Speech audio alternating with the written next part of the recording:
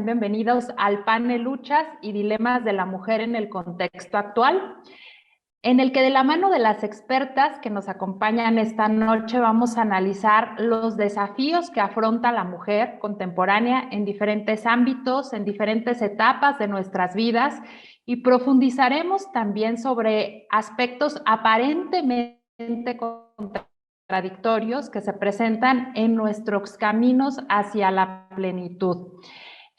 Para compartir sus reflexiones con todos y todas nosotras se encuentra hoy la licenciada Lucy Pérez, fundadora de Freely Woman, comunidad de mujeres emprendedoras, empresarias y profesionistas; la maestra Elisa Fernanda Barreto Pérez, especialista en enfoque de género relacional y personalista; la doctora Cristina Rodríguez García, investigadora y consultora de ONGs; la licenciada Lorea Iturrios de Bringas, fundadora del programa Amor Seguro. Y antes de iniciar con las intervenciones de cada una de ellas, quisiera comentar que para la dinámica de este panel, cada una de nuestras panelistas tendrá hasta 10 minutos para compartirnos su intervención, y faltando 2 minutos para cumplir su tiempo, aparecerá en pantalla una imagen que les invitará a ir concluyendo su participación. Luego de las intervenciones de cada una de nuestras expertas, se abrirá un espacio de preguntas y respuestas por parte de cada uno de los asistentes. Y pues bueno, sin más preámbulo, arrancaremos nuestro panel con la primera intervención, en la cual platicaremos un poco más sobre el dilema de desarrollo profesional contra maternidad. Para compartirnos este tema se encuentra con nosotros Lucy Pérez, que me permitiré leer su reseña. Lucy Pérez es licenciada en Ciencias de la Educación, facilitadora en aprendizaje acelerado y coach en programación neurolingüística. Durante más de 25 años ha combinado su vida familiar con la actividad política. Fue diputada local, presidenta del Instituto Jalisciense de las Mujeres, diputada federal y candidata a presidenta municipal por Tlaquepaque, Jalisco.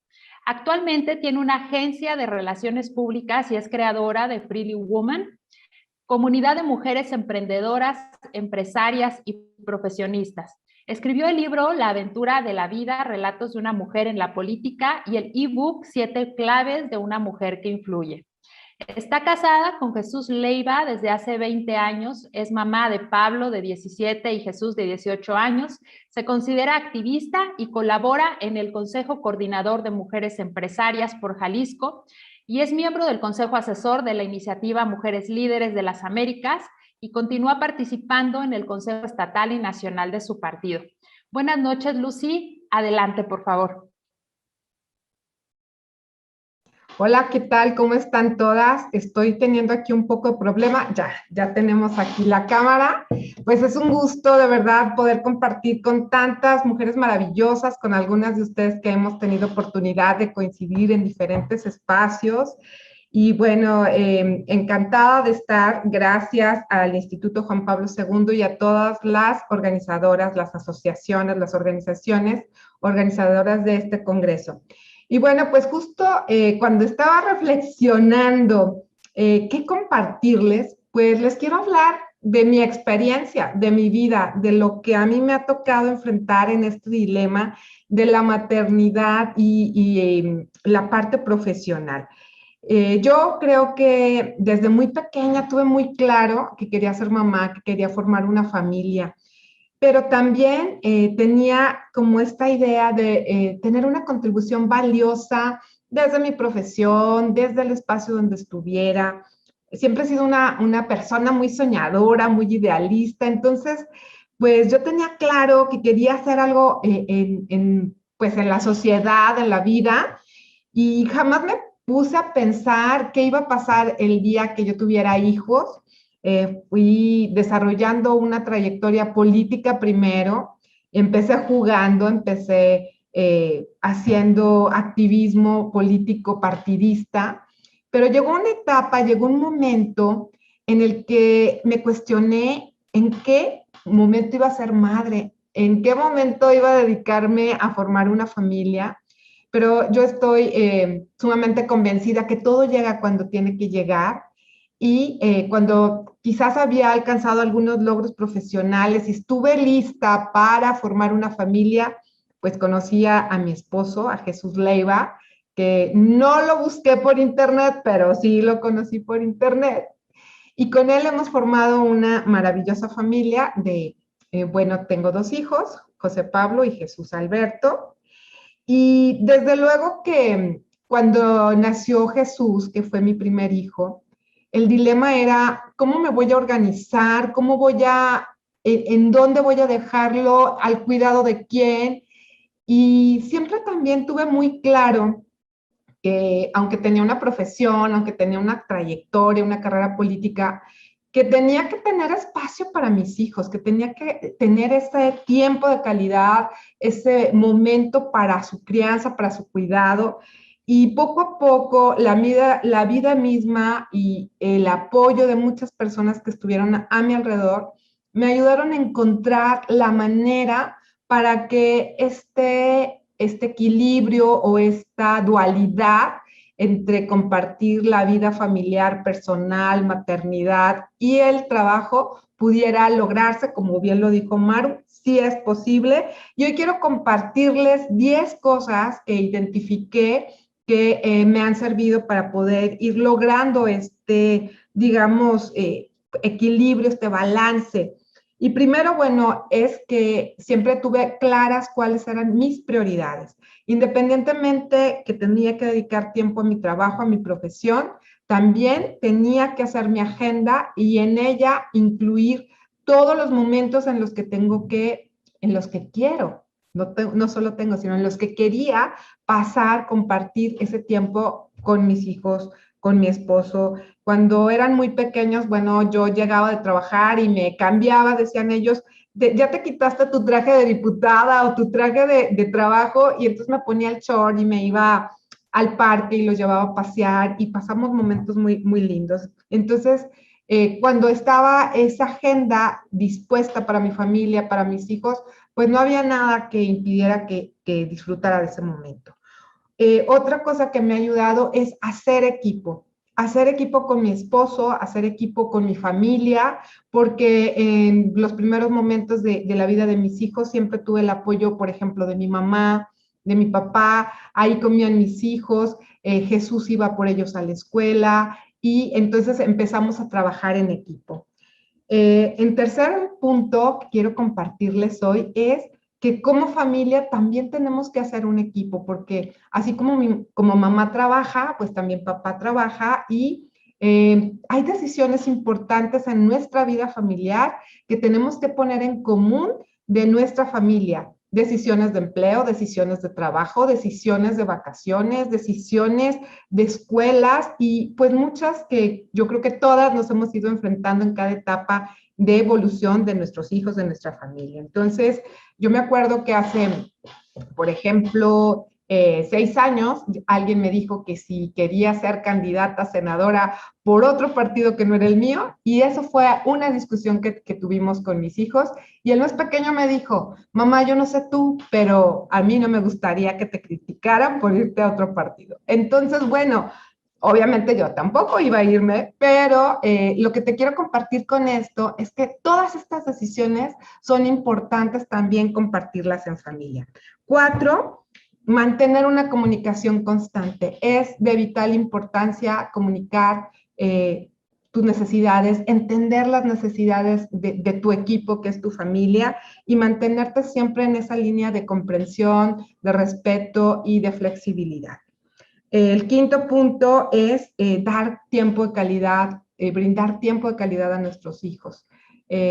Como te decía yo, pues me iba al parque o buscaba esos espacios los fines de semana, a lo mejor hasta irnos a la montaña, irnos a la playa, irnos a otro lugar, a otro espacio, en donde solo nos disfrutáramos nosotros, en donde solo estuviéramos y conviviéramos y pudiéramos compartir, platicar todos esos temas que a lo mejor en la semana por el tema del trabajo pues no se podía.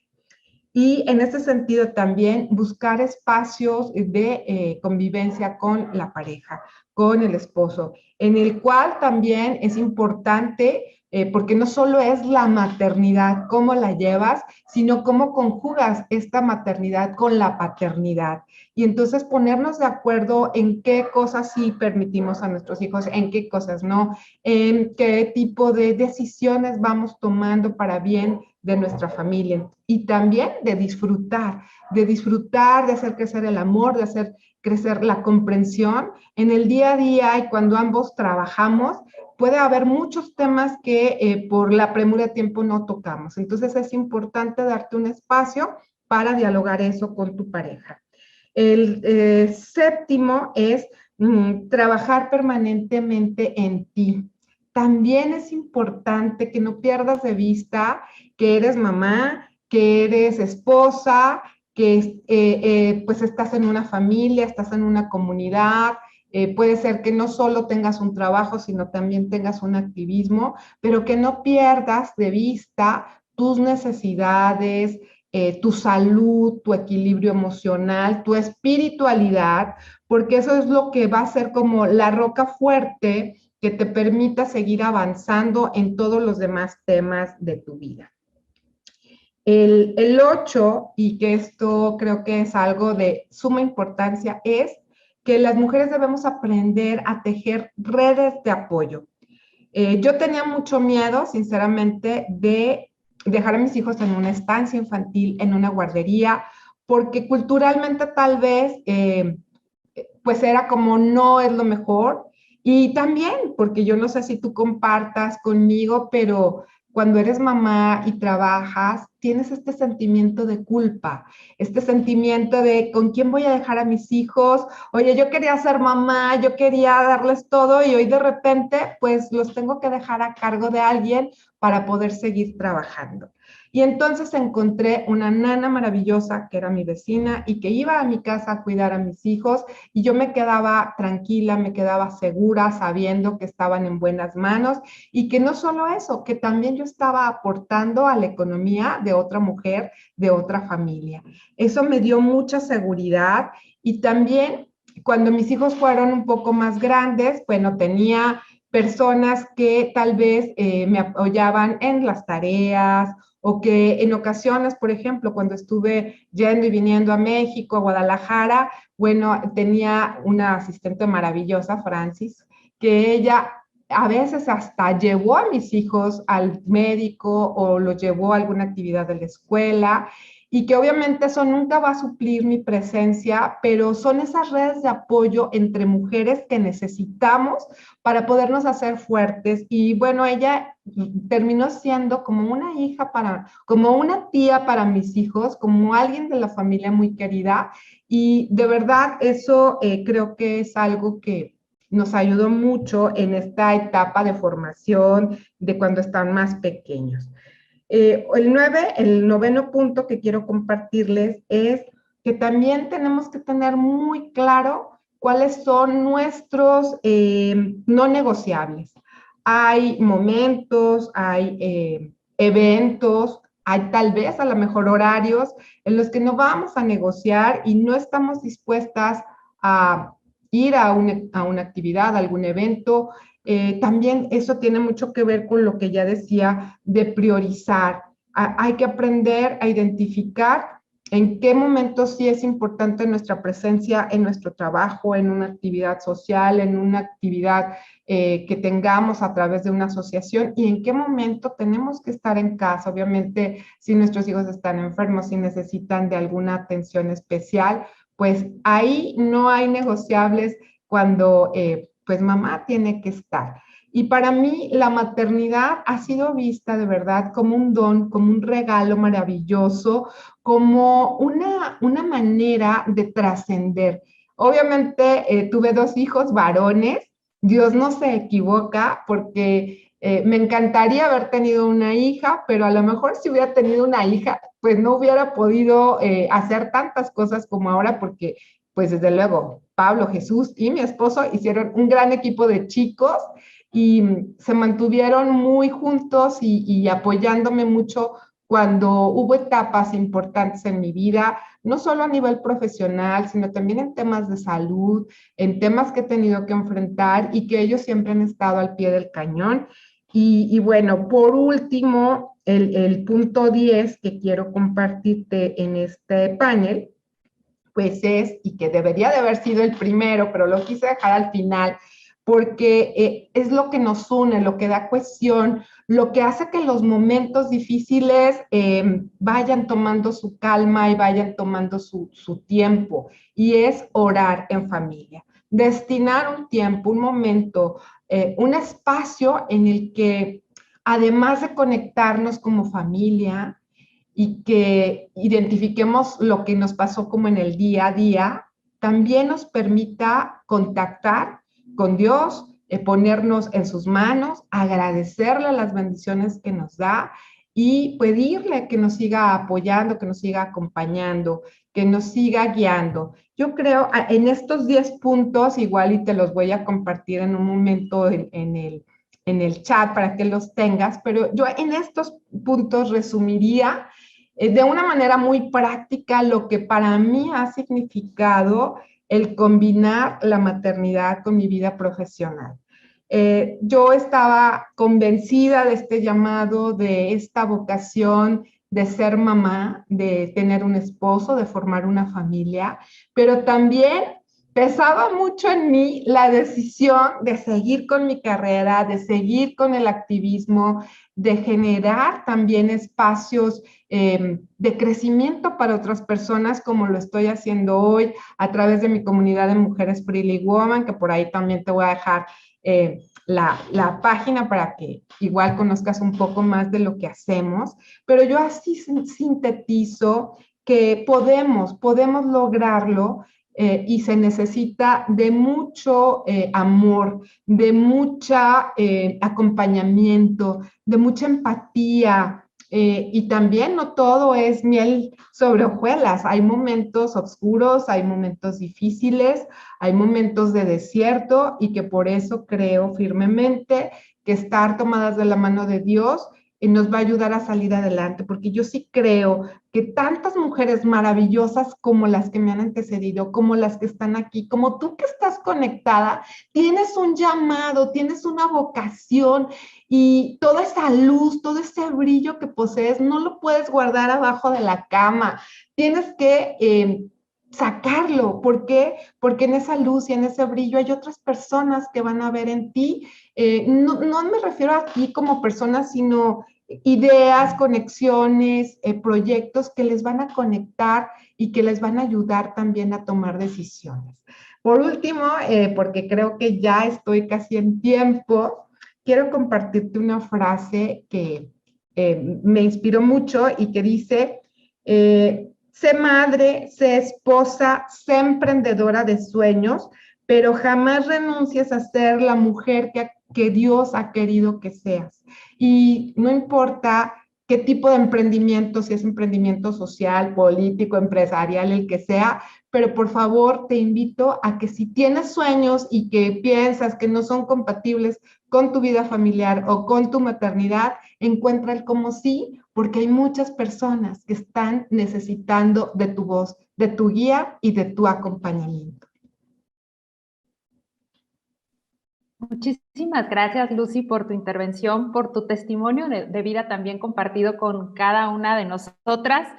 Y pues bueno, creo que parte de los puntos tan importantes que nos compartiste, yo rescataría muchísimos, que es más, creo que ya quiero tener esa lista de los 10 puntos que nos vas a compartir a continuación, pero creo que es sumamente importante tu comentario respecto a la creación de comunidad, que es necesaria siempre la comunidad, iniciando por la familia, justamente para poder lograr este equilibrio. Es decir, este dilema entre desarrollo profesional y maternidad, tú lo has sintetizado ahora como un equilibrio que se puede encontrar, pero que es necesario y básico la participación de la comunidad, por un lado, y por otro lado, el concepto de paternidad, que tiene que ser cada vez mucho más amplio, es decir, incluir cada vez más esas paternidades responsables en el desarrollo de las propias familias, me parece que es también súper importante y lo has mencionado.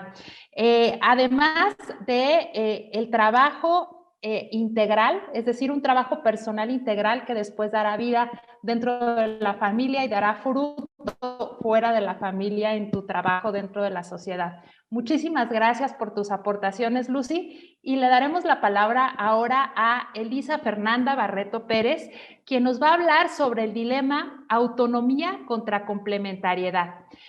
Fer es maestra en Sociología y Gestión por la Universidad de Essex, Inglaterra, y licenciada en Administración Pública por la Universidad de Guanajuato. Profesora del Departamento de Gestión Pública de la Universidad de Guanajuato, consultora en proyectos gubernamentales con énfasis en evaluación de programas, gestión del cambio y rediseño de procesos. Es especialista en enfoque de género relacional, personalista y de centro. Es creadora de la cuenta No la Típica Feminista, que promueve los fundamentos de un feminismo y movimiento de mujeres católicos. Bienvenida, Fer. Adelante, el micrófono es tuyo. Hola, muchas gracias. Bueno, un gusto estar con ustedes esta noche y de verdad a todo el equipo detrás de este congreso, pues muchísimas gracias y muchísimas felicidades porque, bueno, estamos escuchando ponencias de verdad muy enriquecedoras. Y bueno, yo me voy a arrancar con el tema porque tenemos muy poquito tiempo y la verdad es que me encantaría que se fueran con muchas ideas sobre este tema, ¿no? Hoy en día el término autonomía está en todas partes. Hoy en día escuchamos por todos lados mi cuerpo, mi decisión, si tú no tienes útero no opines, es mi decisión, es mi cuerpo, es mi vida, ¿no? O sea, se enfatiza en esta noción de autonomía. Y bueno, yo me quisiera que empezáramos bueno, vamos a definir a qué le llamamos autonomía.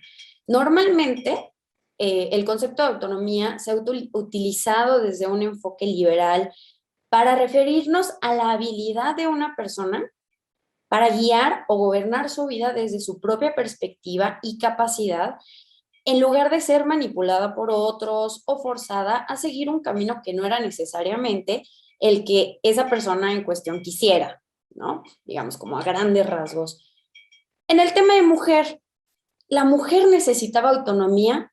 Pues podríamos decir que sí, ¿no? Hubo un momento en la historia en el que se trataba a las mujeres como menores de edad. ¿Qué significaba esto? Que había otras personas decidiendo por ellas. Normalmente hombres, ¿no? No en todos los contextos, por supuesto, pero no sé si alguna vez han escuchado que en algún momento de la historia muchas mujeres necesitaban el permiso o la firma del esposo o del marido para poder abrir una cuenta de banco, para comprar algún terreno o para estudiar una carrera, ¿no? Entonces, se necesitaba autonomía. Sin embargo, hoy la autonomía normalmente se asocia con una noción de libertad individual, a veces llevada al extremo o mal entendida, ¿no? ¿Cuál es el problema de esta visión? Les voy a poner un ejemplo. La prostitución. Solo en 2020, durante la pandemia, se duplicó la cifra de mujeres que regresaron o que iniciaron una vida en la prostitución en la Ciudad de México. Y una rama del feminismo liberal nos diría que si las mujeres están ejerciendo libremente esta decisión, es decir, si nadie las está obligando a estar ahí, pues hay que dejarlas, digamos, no dejarlas, ¿no? Como, pues solamente hay que regular, hay que darles herramientas para que ejerzan su trabajo, ¿no? Nosotros, ¿qué diríamos? Bueno, esta actividad objetiviza el cuerpo de la mujer y va en contra de su propia dignidad. Entonces, ¿qué quiero decir con esto? Hoy vemos muy presente en los discursos, sobre todo el feminismo liberal, esta noción de autonomía llevada al extremo. En esta noticia que leímos sobre las mujeres que regresan a la prostitución o que se inmersen a la prostitución, muchas de ellas decían, yo no quiero estar aquí.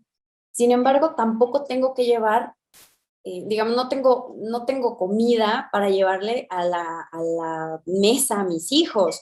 Necesito pagar las deudas, ¿no? Entonces, vemos que en esta decisión autónoma se esconden problemas estructurales y problemas más profundos que solamente el que la mujer pueda decidir o no libremente, ¿no?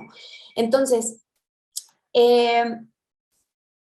esta concepción ¿no? Esta concepción de autonomía que vemos en todas partes, medios de comunicación, películas, etcétera, pues asume una postura hiper individualista de la realidad, ¿no? Asume a la persona como si fuéramos islas y aceptémoslo. No solo el feminismo promueve esta noción de autonomía. Nuestra sociedad es cada vez más individualista.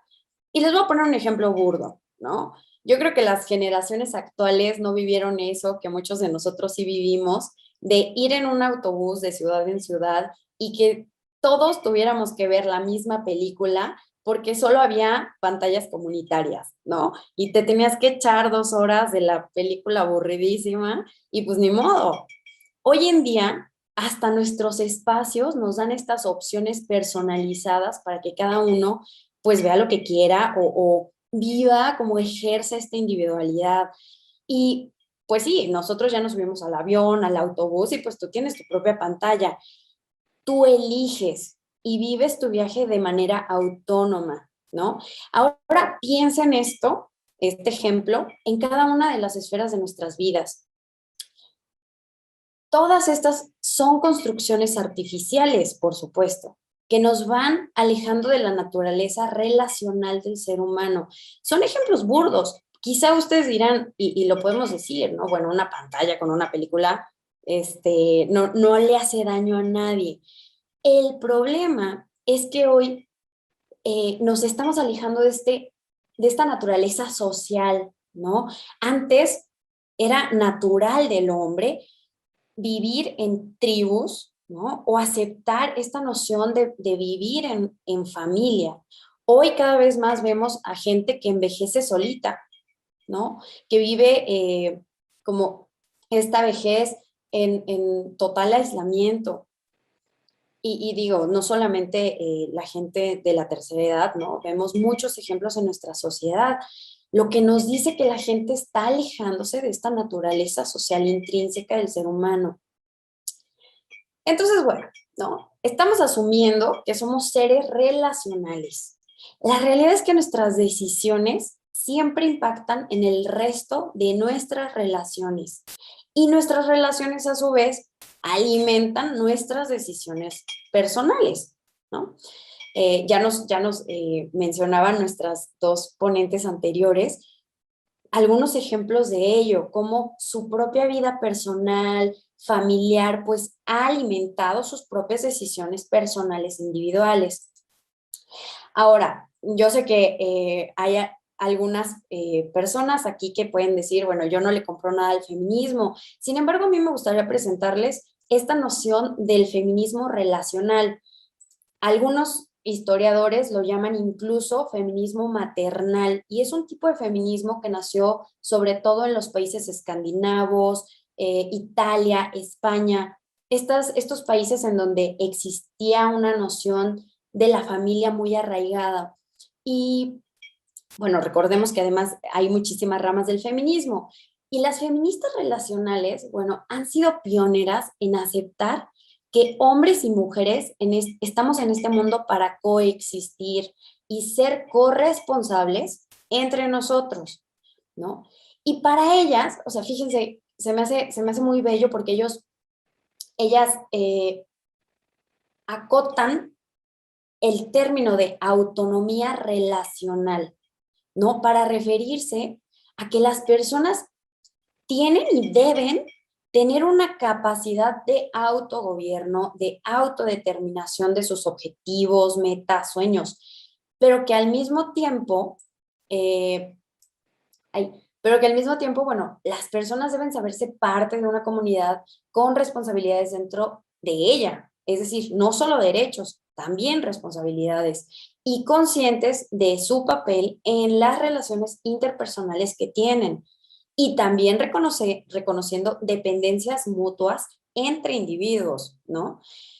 Ahora, este término de corresponsabilidad es muy importante y yo creo que aquí está, digamos, como un punto medular en este movimiento de mujeres que estamos promoviendo, ¿no? O sea, Cuando entendemos las problemáticas sociales desde el concepto de corresponsabilidad, regresamos a la esencia social del ser humano. Y esto en todos los problemas, ¿no? A mí me encantaría que todas las propuestas a favor de la mujer y de la vida, pues tengan este chip de decir, ok, vamos a hablar de acabar con el aborto como una posibilidad con la mujer, pero pues para eso también tenemos que hablar de los varones. ¿Dónde están? ¿No? ¿Y qué tenemos que, digamos, cómo tenemos que legislar? ¿Por qué por qué en los códigos penales únicamente se habla de la mujer que aborta? ¿Dónde están los hombres que abandonan? Yo creo que esta mirada de corresponsabilidad tendría que estar más presente, no solamente digamos, en los movimientos pro vida o pro mujer, o sea, debería de estar en boca de todos para regresar entonces a poner sobre la mesa esta noción de somos una comunidad. No es tu cuerpo y solo tú. ¿Dónde están tus responsabilidades? ¿Dónde está, pues sí, exacto, ¿no? Como tu papel de como parte de un colectivo, ¿no? Que llamamos sociedad, que llamamos familia, con un entendido ético, pensando que todas nuestras decisiones, palabras e emociones impactan en el otro. Entonces, bueno, hasta aquí dejo mi presentación, más por falta de tiempo, pero me encantaría bueno, también surgieran preguntas, comentarios desde ustedes, sobre todo nuevas posibilidades, una mirada diferente, qué nos está faltando, de qué tendríamos que estar hablando con esta noción no individualista, sino corresponsable. Muchísimas gracias.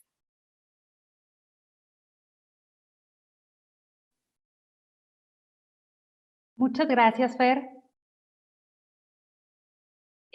No sé si el host me pudiera ayudar habilitando el video, por favor. Muchísimas gracias. Muchas gracias, Fer, por tu intervención y definitivamente, pues recordamos que la autonomía no debe confundirse con individualismo.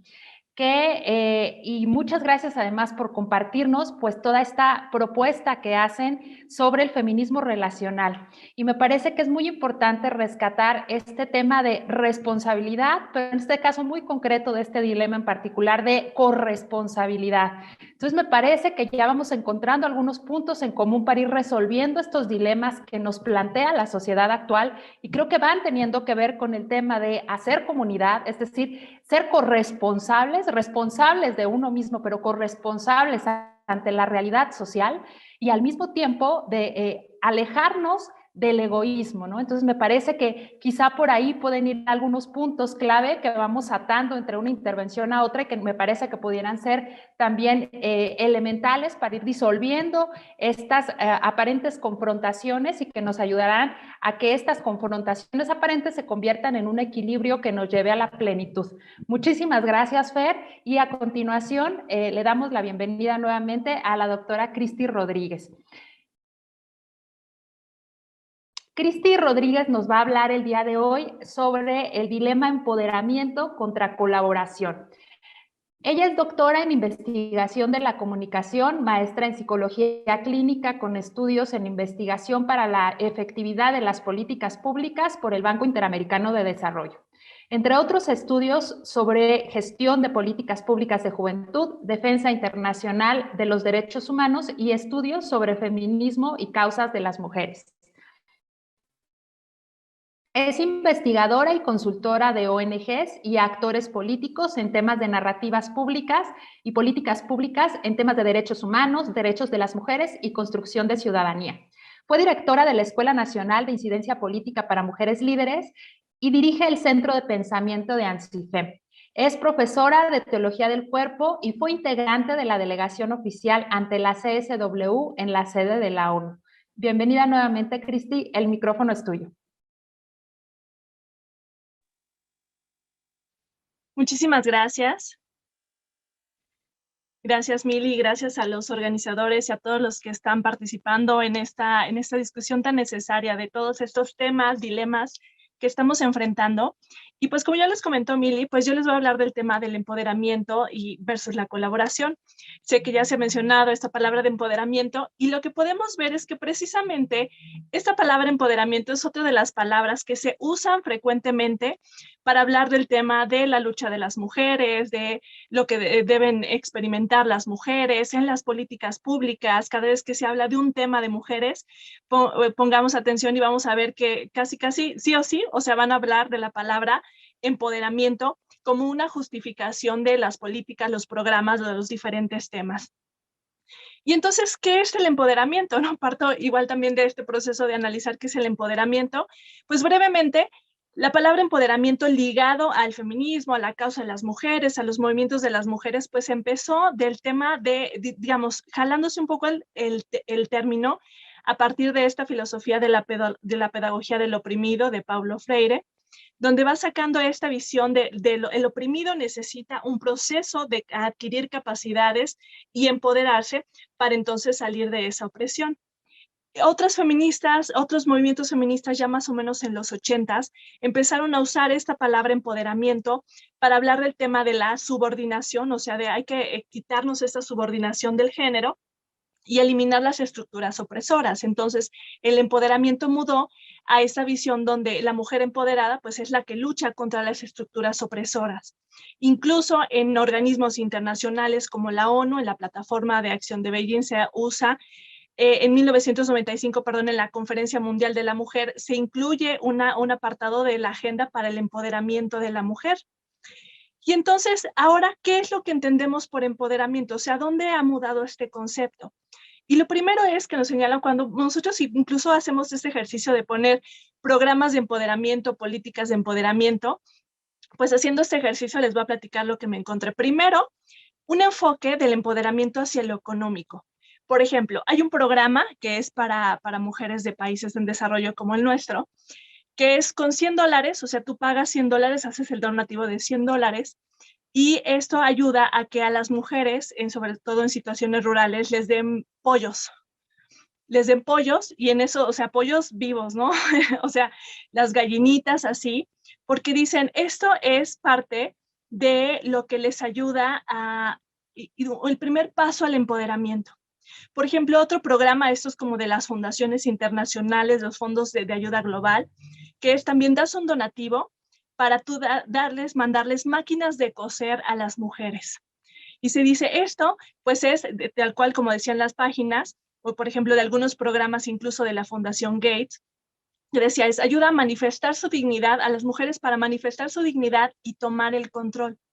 O por ejemplo, otro programa, un programa internacional, Hafen International, que dice, tú das $390 para pagar una canasta empresarial que está ligada al empoderamiento, que para esto es para mujeres africanas, que incluye pues conejos, peces y gusanos de seda.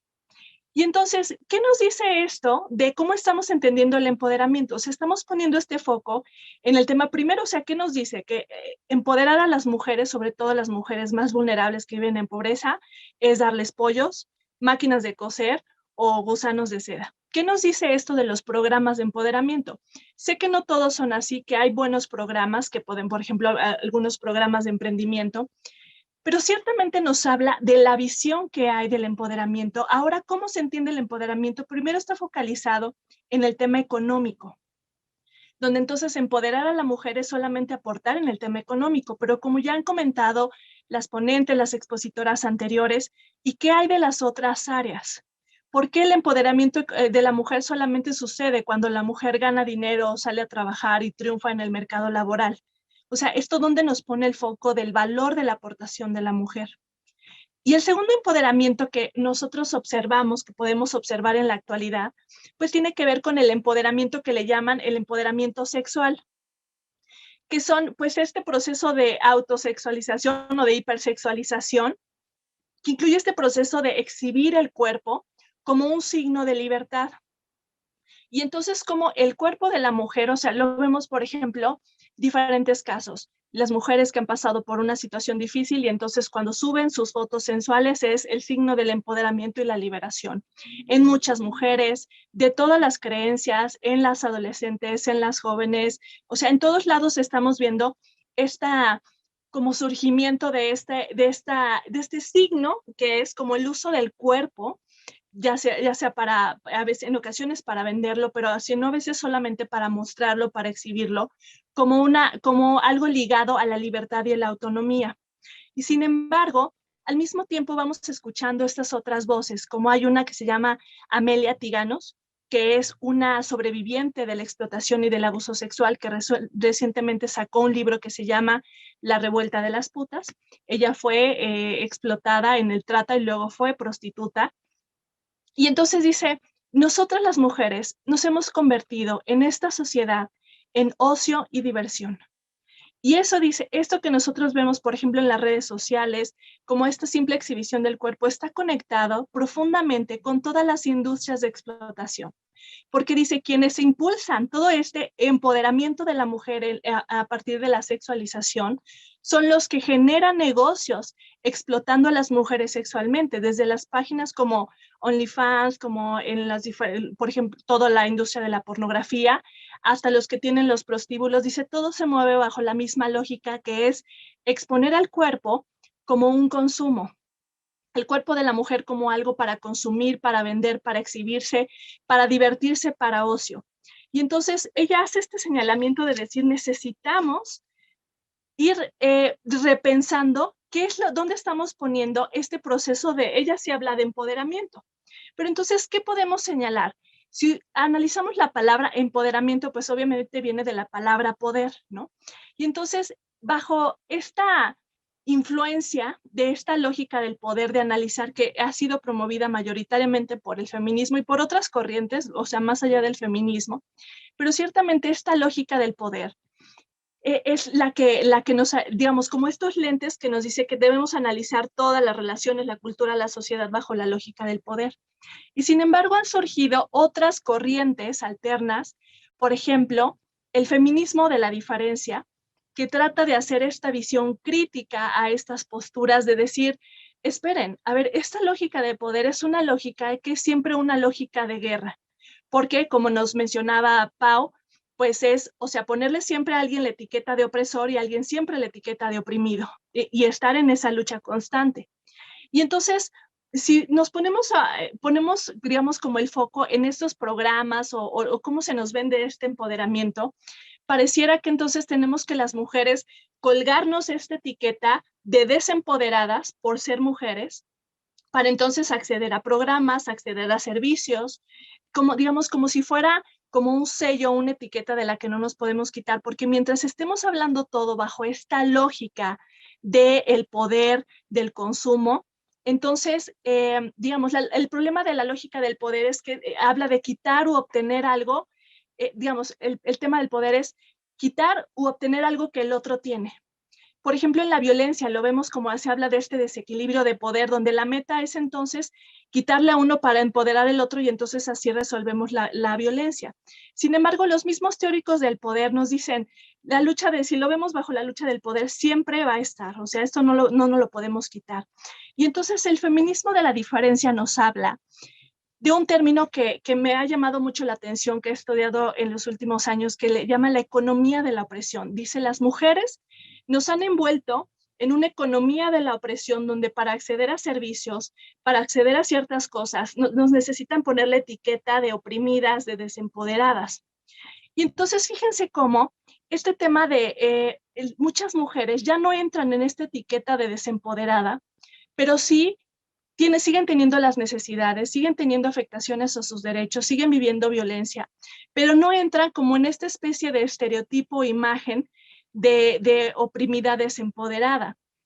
Y entonces, o sea, veamos cómo el tema del empoderamiento a veces va a implicar entonces asumir esta etiqueta y además poner la carga en la mujer, pero no voltear a ver esas condiciones estructurales, esto de acceso a los derechos o a las oportunidades que muchas veces son lo que impiden el desarrollo de las mujeres, que no es un tema de si yo me siento empoderada o yo cómo me siento, sino lo que estoy viviendo alrededor. Y entonces parece que la opción es la hipersexualización para empoderarme, pero no erradicar la explotación sexual. Entonces, la opción es acceder a un aborto para empoderarme, pero no combatir la violencia y el abandono que lleva a que las mujeres aborten. La opción del empoderamiento es que me den un pollo, pero no combatir la pobreza, o como dice Amelia Tiganos, pues que nos digan, nos dejen en la prostitución con número de seguro social y sindicato, pero no que combatan las condiciones que hace que las mujeres en prostitución permanezcan. Y entonces nos queda corta esta visión de que nos hace querer ver la cultura, las relaciones, las políticas bajo la lógica del poder, porque entonces las mujeres tendremos permanentemente la etiqueta de oprimidas y desempoderadas. Y entonces, pues, ¿cuál es el camino? O sea, ¿cuál es como esto que podemos ir avanzando? Si esta etiqueta ha quedado corta, entonces, ¿hacia dónde caminamos?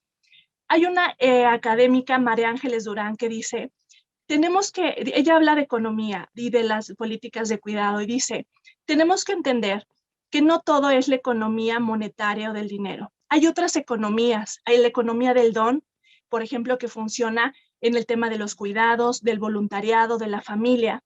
Y entonces tenemos que hacernos la pregunta, ¿qué estamos considerando como riqueza, como lo valioso?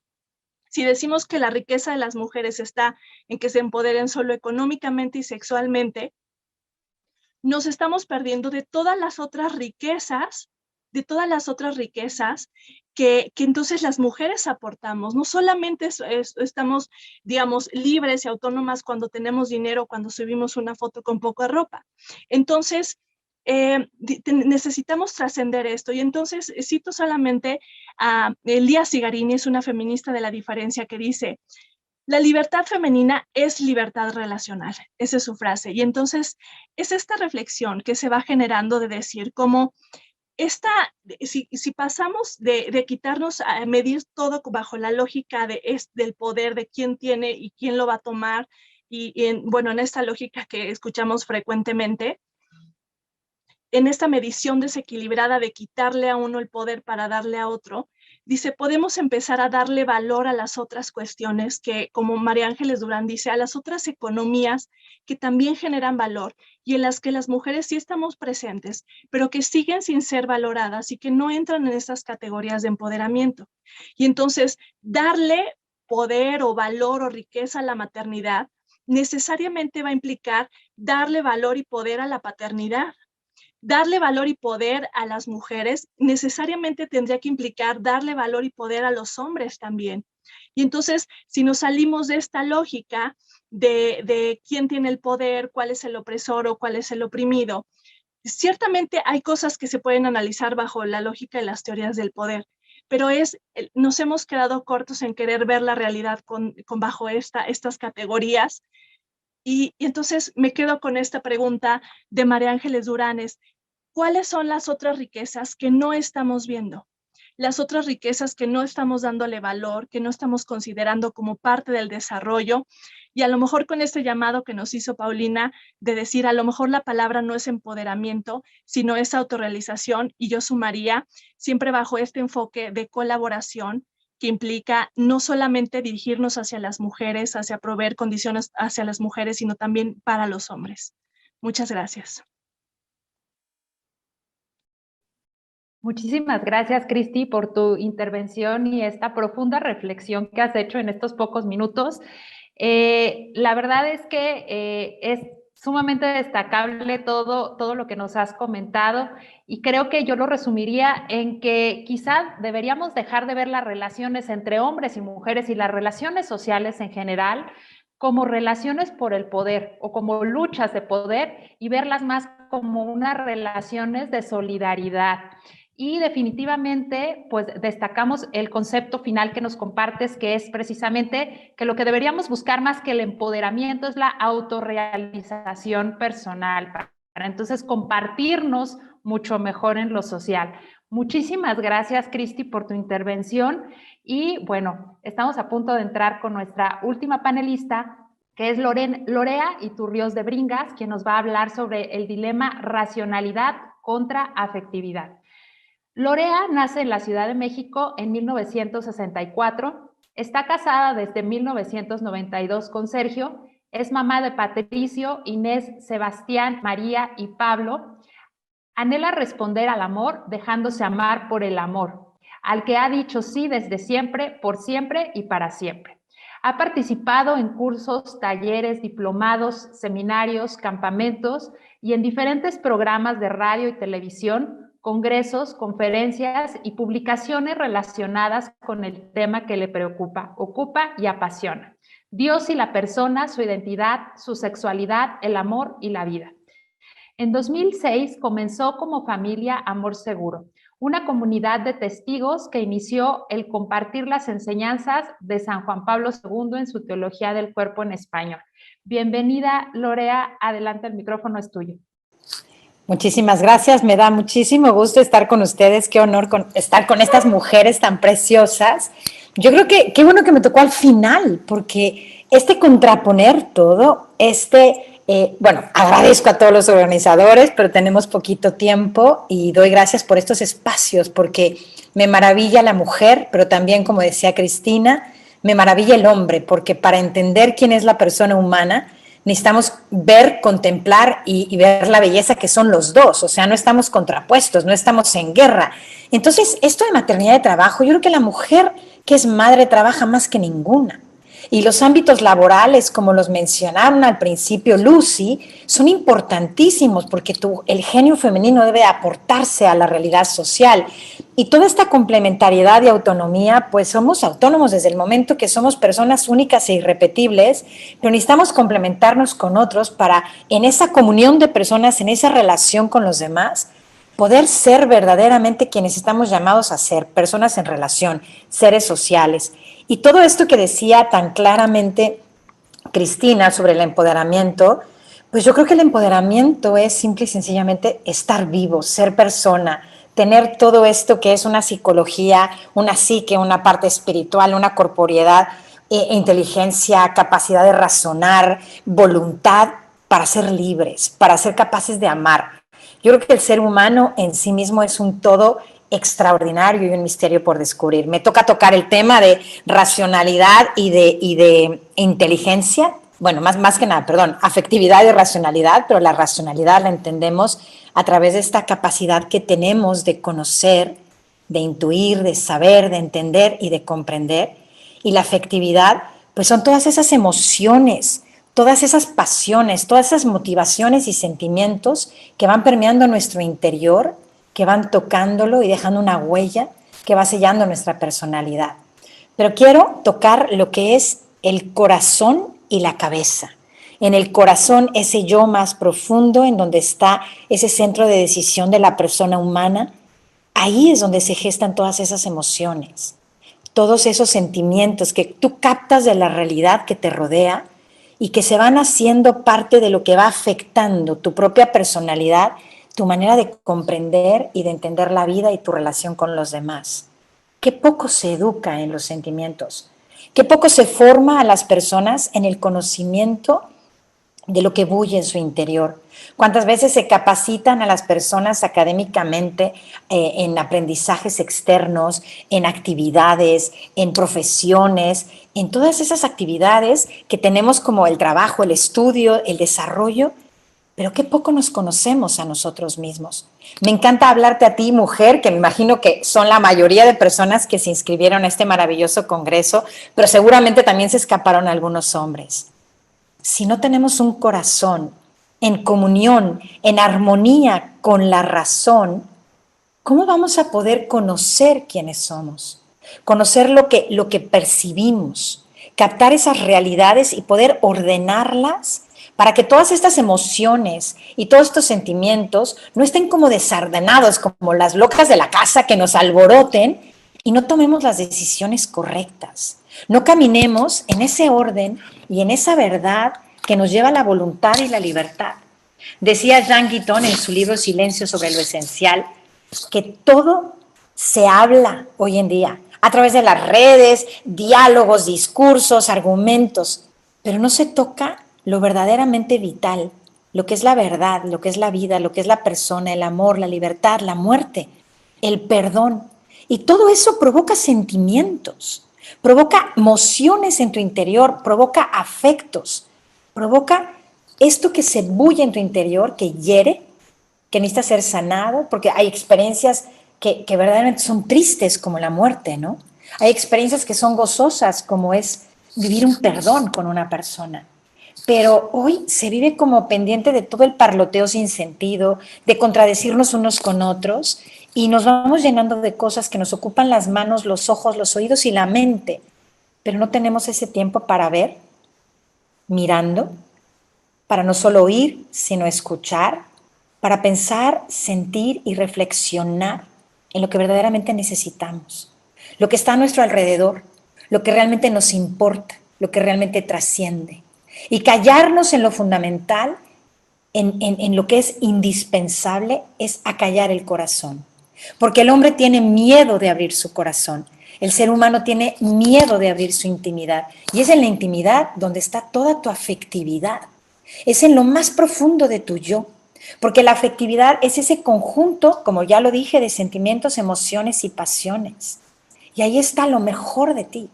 Y también está lo más doloroso de tu historia. Es por eso que como seres racionales tenemos esa facultad para entender, comprender, conocer, intuir y ponerle nombre a través de esa inteligencia que hemos recibido como criaturas humanas, como seres humanos, que tenemos capacidad de pensar, de razonar, de reflexionar y de ponerle nombre a través de un lenguaje a lo que vamos sintiendo, de establecer esos juicios a través de ese discernimiento que la inteligencia y la razón nos permite hacer de lo que es bueno y lo que es malo, de lo que es verdadero y lo que es falso. ¿Cuántos sentimientos están en tu interior que tú los sientes, pero es falso que haya sucedido algo así en la realidad? O también tú sientes algo malo de una persona o que te hizo una persona algún mal, que te provocó a ti un mal, y a tu hermana que lo vivió junto a ti no lo percibió igual, no lo sintió igual, porque es en el área de los afectos, en tu afectividad, en donde está tu unicidad, tu manera de vivir y de experimentar lo que acontece a tu alrededor. No puedes vivir exactamente igual, ni sentir lo que siente el otro, ni experimentar lo que siente el otro. Tu experiencia es única e irrepetible. Y es por eso que la razón es indispensable para poderle poner nombre a todas esas pasiones, a todos esos contenidos que provocan un estado de ánimo y que se va manifestando y expresando con lo que sientes, con lo que te emociona, con lo que te apasiona, con lo que te motiva. ¿Qué sería de los seres humanos si no tuviéramos esa pasión por algo? O eso que nos motivara a levantarnos, a salir adelante, a volver a empezar de nuevo. Y todo eso está en tu interior. Pero también es muy importante que todos esos afectos pueden ser positivos o negativos, como lo dije, buenos o malos. Pero qué poco se enseña sobre la afectividad, sobre lo que está relacionado con lo que llevamos en el interior. ¿Quién de ustedes que me está escuchando hoy ha tenido una materia que se llame Educación de tus sentimientos? ¿Cómo ponerle nombre a lo que te afecta? ¿Qué pasa con eso que te motiva? ¿Dónde están tus pasiones y cómo las llamas? Hoy somos una cultura analfabeta en el conocer nuestro interior, nuestra intimidad, porque vivimos hacia el exterior, hacia lo que es público. ¿Quién nos iba a decir tan solo hace 15, 20, 30 años que la estabilidad del amor entre las personas sería una cuestión tan complicada que pone el juego en equilibrio todas las relaciones humanas? ¿Por qué? Porque las personas se están incapacitando para amar. Es urgente educar los afectos, educar las emociones, los sentimientos y las pasiones y ordenarlas desde esa razón, desde esa inteligencia que tenemos como criaturas, como personas humanas. En el templo de Apolo en Grecia había una inscripción en la entrada que decía: conócete a ti mismo. Y conocerte a ti mismo no solamente es lo que haces, sino es quién eres, qué hay dentro de ti, qué hay en esa vida de las emociones y tus sentimientos, qué pasa en tu vida afectiva. ¿Eres inmaduro afectivamente? ¿Eres inmadura afectivamente? Hay que aprender a conocer esos movimientos emocionales que se dan en nuestro interior. Y para eso es indispensable la razón y el corazón. siempre van unidos, la razón y el corazón. Pongamos el caso de la mujer que se enamora y las emociones y los sentimientos y la pasión por ese galán que le encanta. Pero si no pone la cabeza, no se da cuenta qué educación tiene, qué valores, qué principios, dónde trabaja, cómo es su familia, cómo es su personalidad, cómo es su carácter, cómo aprende, cuál es su cultura, qué es lo que le interesa, cuáles son sus principios y valores fundamentales. El corazón nos puede llevar, pero así, mira, pero de como gorda en tobogán. Pero la razón es la que ordena, porque es la inteligencia la que ilumina la convivencia entre las personas y permite que la afectividad tenga un nombre, un orden. Y la inteligencia nos permite conocernos, tú a mí y yo a ti, y conocerme yo. Saber esos resortes que se deben de poner en juego para las relaciones entre dos, entre tres, entre una comunidad. Por eso, ¿cómo poder entender y comprender, conocer e intuir si no aportamos componentes indispensables del ser humano? La inteligencia y la voluntad. Esa voluntad que quiere, esa libertad que elige y esa razón que conoce, y esas tres realidades que son tan humanas, que no son propias de los animales, que son propias solo de nosotros las personas, nos capacitan para amar. El amor recorre un camino y comienza siendo algo puramente emocional. Es que me encanta, es que me gusta. Y con el tiempo va ascendiendo a la cabeza ese amor y se va volviendo reflexivo, coherente, pero nunca debe de perder esa frescura y viveza del principio. Siempre tiene que tener esos resortes que te movieron a por qué te quiero, para seguir queriendo quererte, desde esta libertad que cada día me enamora más de ti. La vía regia de la afectividad son los sentimientos. Esos sentimientos de tristeza, de alegría, de gozo, de estupor, de asombro, de reverencia, esos sentimientos de enojo, de furia, todo esto que se bulle en nuestro interior, no solamente lo positivo, sino también los sentimientos que nos desordenan.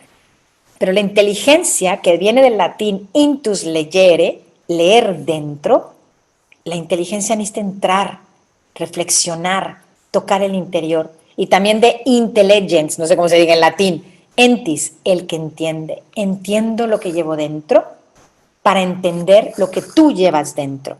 Y eso es tan femenino, tan de la mujer, que es capaz de ponerle nombre a los sentimientos. Ayudemos a nuestros hijos varones, ayudemos a los hombres con nuestro genio femenino, con nuestro ser mujeres, a esa capacidad de poder ponerle nombre a lo que llevamos dentro. Y créanme, para poder hacerlo, es necesario de esa unión, de ese pegamento entre el corazón y la razón, que es la espiritualidad, que es la fe de toda persona que tiene que buscar una respuesta en lo trascendente. Es tan importante la parte espiritual, porque ¿a qué espiritualidad nos referimos? A esa capacidad para mirar más allá de lo que vemos y tocamos, de lo que solamente vemos y tocamos. Nos vamos a una perspectiva que amplía el horizonte y lo dilata y ayuda a captar otros ángulos más sublimes, más gozosos, pero menos accesibles. Todo sentimiento, toda emoción, toda pasión es espiritual, es de orden espiritual. No lo puedes tocar y no lo puedes ver a menos que la persona lo exprese, actúe desde esa pasión, actúe desde esa emoción.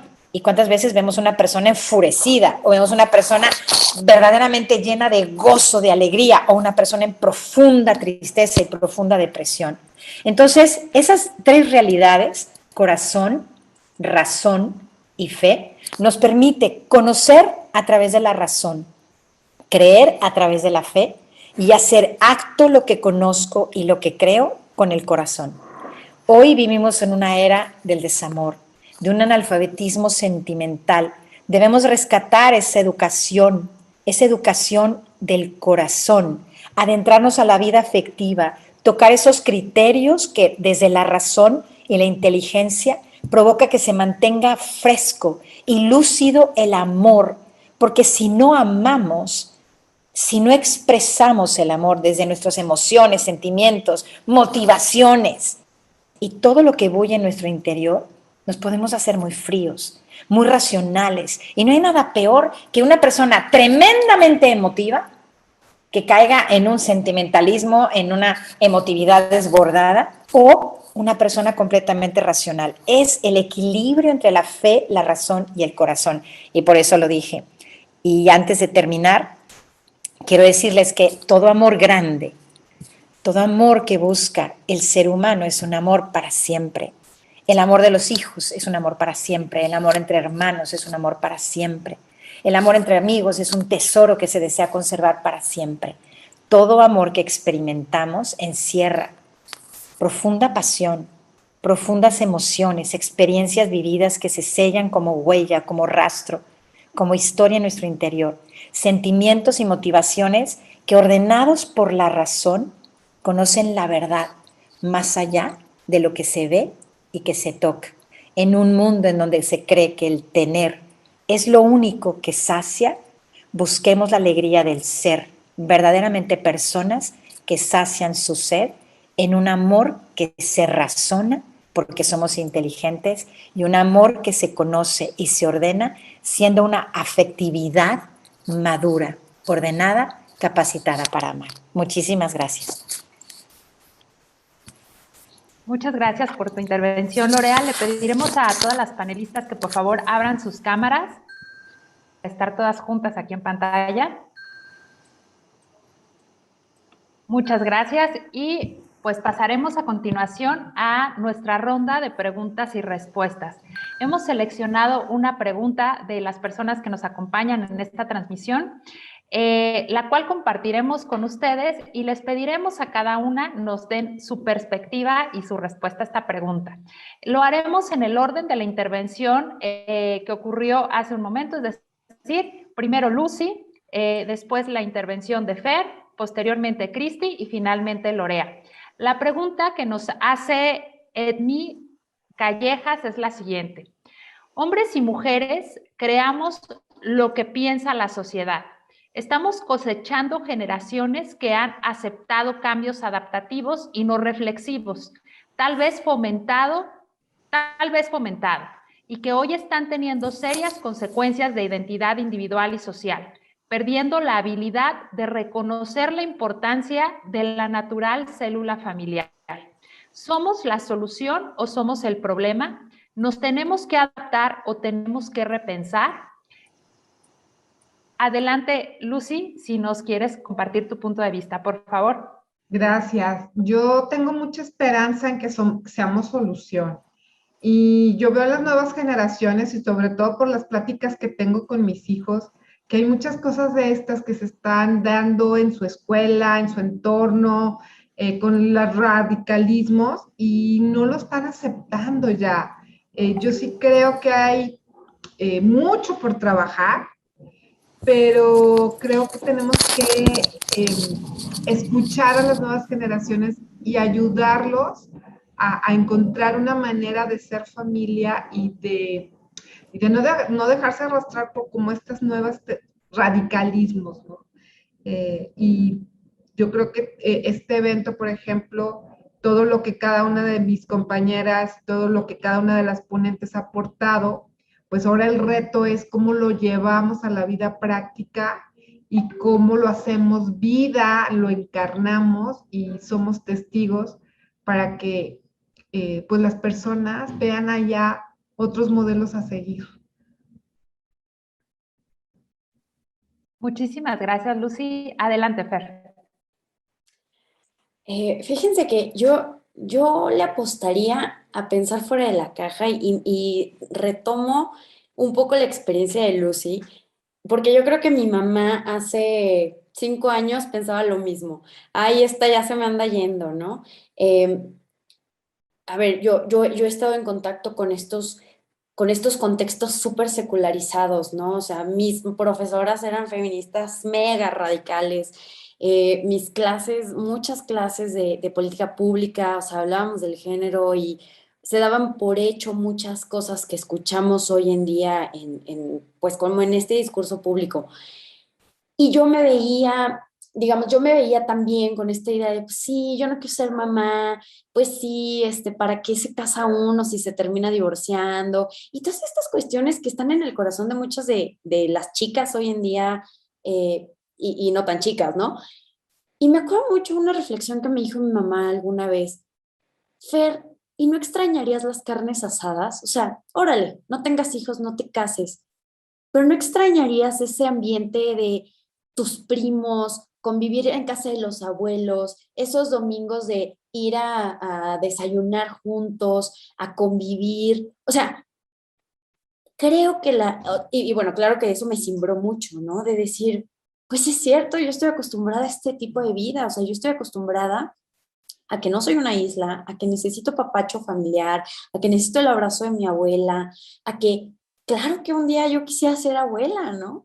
Y entonces, creo que lo que hace falta es meter nuevos discursos, ¿no?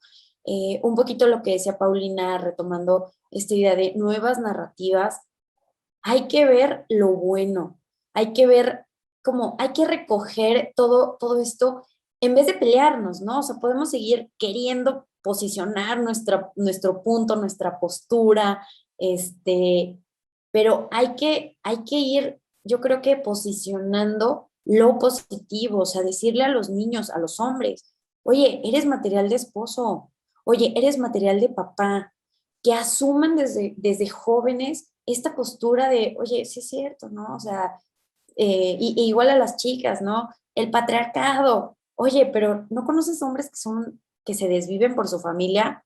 Tu abuelito, tu papá, sí es cierto, ¿no? Entonces, yo creo que vamos tendiendo puentes a partir de la reflexión de la misma experiencia de las personas. O sea, a mí me cambió la vida eso que me dijo mi mamá. Y estoy segura que muchísimas de las chicas podrían sentirse identificadas, ¿no? El decir, oye, sí es cierto, pues sí, a lo mejor los hijos son unos latosos, pero qué bonito sería cuando vaya yo a abrazarlos después del festival de Día de las Madres, ¿no? Entonces, vayamos a recuperar lo bueno y no nos quedemos en la parte de la ideología, de posicionar mi punto para ganar. Hablemos de persona a persona, de corazón a corazón, ¿no? Yo me quedo con eso. Muchas gracias, Fer. Adelante, Cris.